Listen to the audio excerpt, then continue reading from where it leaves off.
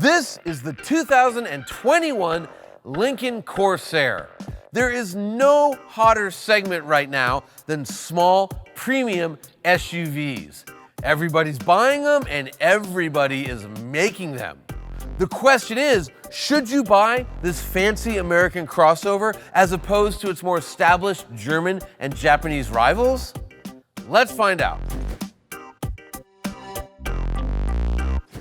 You want to hear something crazy? Lincoln, the Lincoln Motor Company, no longer makes cars. They've gone 100% SUV. The Corsair here is their smallest and most car-like SUV. Why most car-like? Because it's based on the Ford Escape, which is a very car-like small SUV that institutionally us MotorTrend types aren't all that fond of. However, the same chassis also underpins the Ford Bronco Sport, which is a tough little truck that we happen to love. What does the Corsair compete against? All sorts of stuff, and they're all pretty good too. From Germany, you've got the Audi Q5, the BMW X3, and the Mercedes-Benz GLC. From Japan, you have vehicles like the Acura RDX and the Lexus NX. As you can see, the little Corsair here has its work cut out for it. A few years ago, Lincoln introduced the new Navigator, and it was a wow moment in terms of design. It was a wake-up call to the entire luxury automotive industry, and that design language has been now spread throughout their entire lineup, as you can see here with the Corsair. Now, to me, it looks a bit more like a shrunken Aviator than a shrunken Navigator, but the point is, it's a handsome, premium-looking SUV. If you're gonna critique anything, you might say, well, you know, the grille shape here looks a bit like the new Jaguars, but I'd say, hey, if you're gonna look like anything, look like a Jaguar, right? The headlights are premium, the wheels are premium, even the mirrors. The surfacing's good, the glass is great, the D-pillar, and this is a spot that a lot of SUVs trip up on because it's a little tricky to do. They did a nice job. When you get to the rear, this is probably the thing's best angle. It just looks super premium because it has this wide clamshell tailgate that actually wraps around the side of the SUV. Lincoln suddenly has a hot design language, and they're not afraid to use it.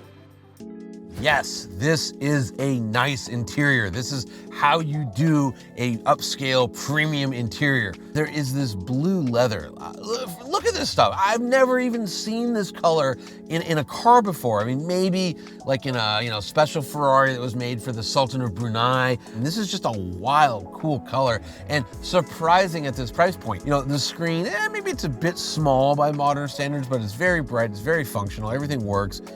I'll show you one of my favorite features. And this, again, it's a small thing, but I think it's so cool. Down here, this is a storage binnacle, right? You'd put your phone in there. There's some USB ports. However, on the cover, they project the Lincoln logo. How cool is that? You know, every time you see that, you're gonna love this car, and that's, you know, what it's all about when you're in the premium, you know, market. You want to wow and impress people. Is there anything I don't like? Yes, there's two things. One, the seats. Now, they're multi-way adjustable. I think 24-way adjustable.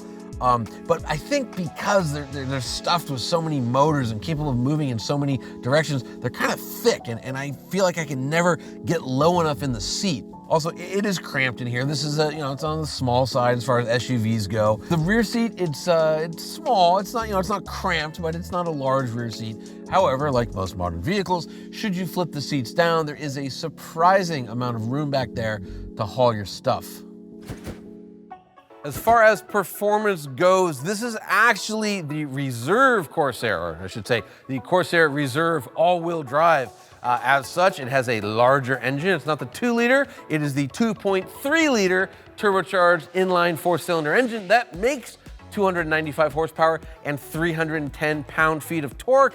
All of that is fed through an 8-speed transmission powering all 4 wheels, and because of that fact, this thing is quick in a straight line. However, I would say it errs on the side of luxury more so than it does on the side of sport. Is that a bad thing? I don't think so. It's an SUV.